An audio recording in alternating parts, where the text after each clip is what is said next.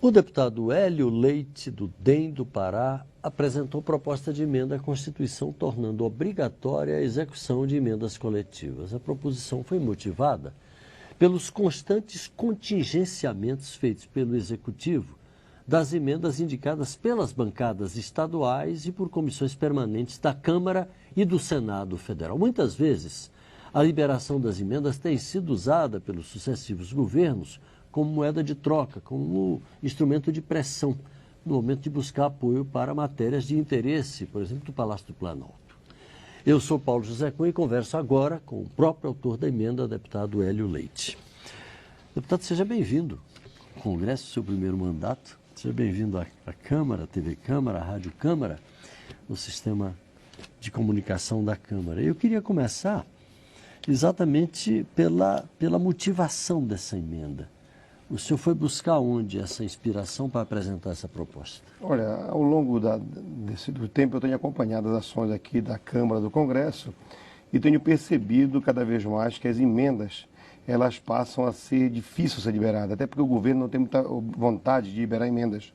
E eu acompanhei, o ano passado, depois que eu me elegi, acompanhei uma reunião da comissão da bancada paraense que demonstrou que fez emendas para o Pará de 400 milhões.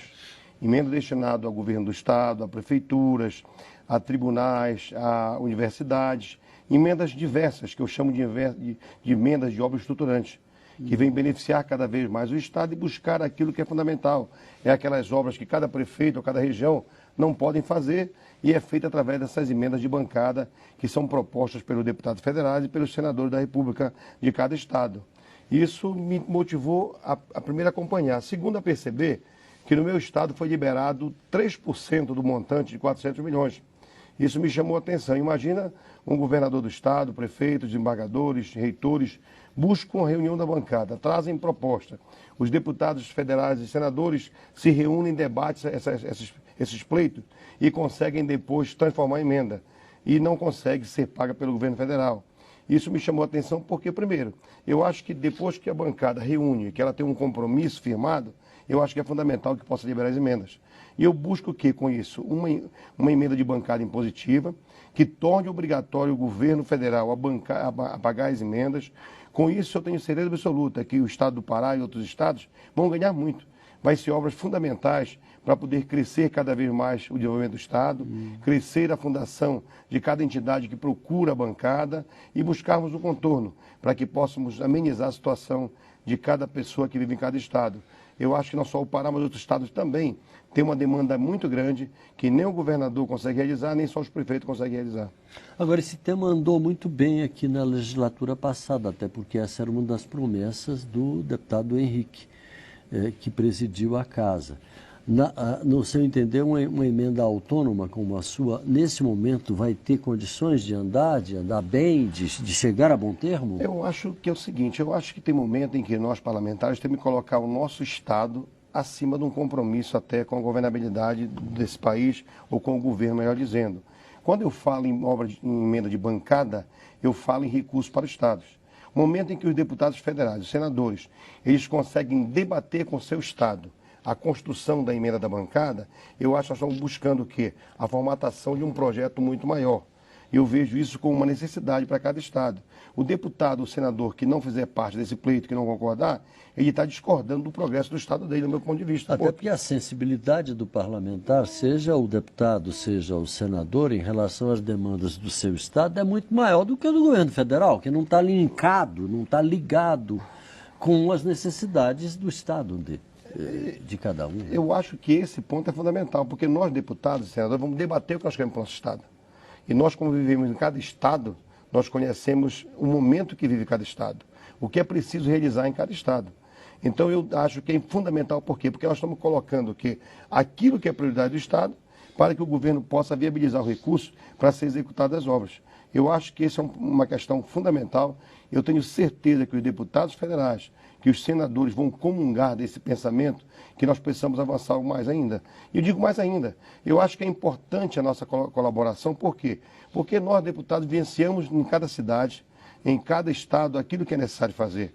Nós temos a clareza com o conjunto administrativo de cada estado do que é importante fazer. E quando essa emenda ela é paga automaticamente as obras, volto a dizer, estruturantes, ela consegue ser realizada em cada estado. Eu acho que é fundamental essa questão. E tem outra muito mais importante. Nós estamos descentralizando o poder do governo federal. Porque o governo federal ele tem as prerrogativas dele. Ele cria o Minha Casa Minha Vida, ele cria o PAC, ele cria aquilo que ele acha que é fundamental levar para cada estado. Mas cada estado tem uma diferença muito grande. Cada E estado demandas específicas. específica de cada estado. Então eu estou buscando alternativa para poder valer o desejo da população de cada estado para que possa tornar-se realidade. Agora, deputado, governo nenhum gosta de abrir mão de poder. A gente sabe disso, isso é axiomático, quer dizer, não precisa nem explicar por quê. Ninguém gosta de abrir mão de poder. No momento em que o governo tem uma base extremamente fragilizada aqui no Congresso, por conta dessa crise que a gente está vivendo, o senhor acha que o governo teria disposição de abrir mão dessa fatia de poder justamente nesse momento, em função de uma emenda apresentada por um deputado de oposição, como é seu caso? Olha, eu acho que depende da visão do governo. Se o governo tiver uma visão que ele está no governo para contemplar a questão do crescimento de cada município, de cada estado, ele consegue aceitar de bom grado.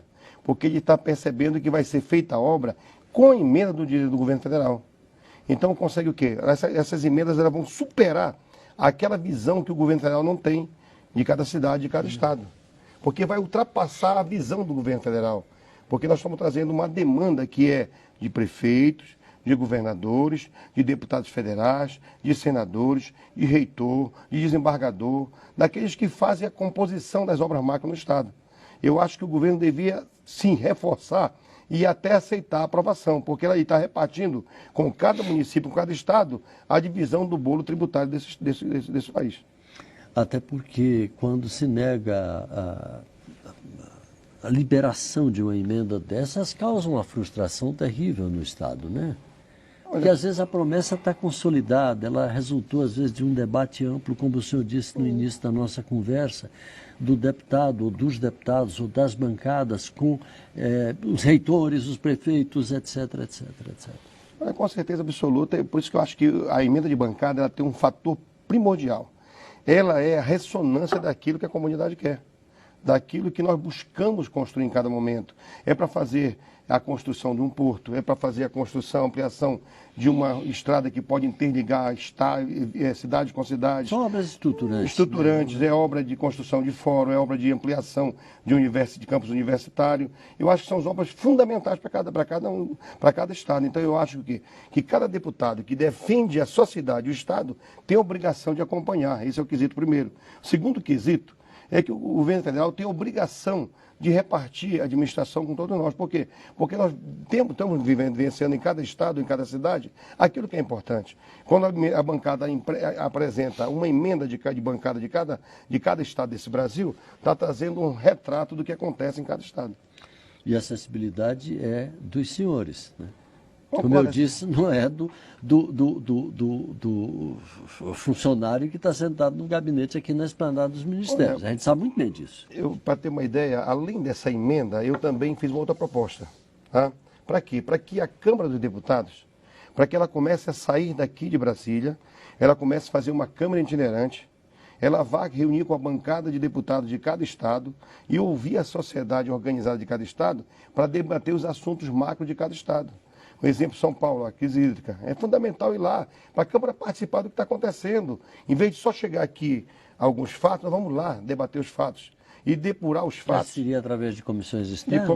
De comissão externa, para poder buscar a participação da mesa. Esse instituto já existe hoje. Qual seria esse novo formato? Seria o formato da mesa diretora reunir com a bancada de cada estado, em cada estado, promover um fórum de debate, para ouvir a sociedade organizada, para depurar aquilo que é fundamental e automaticamente trazer. E fazer um documento para colocar ou nas emendas, nossa emenda da emenda, ou remeter o documento para a Presidente da República, para que possa o Ministério do Planejamento dar uma avaliada com a Presidenta e ver o que pode contemplar em cada estado.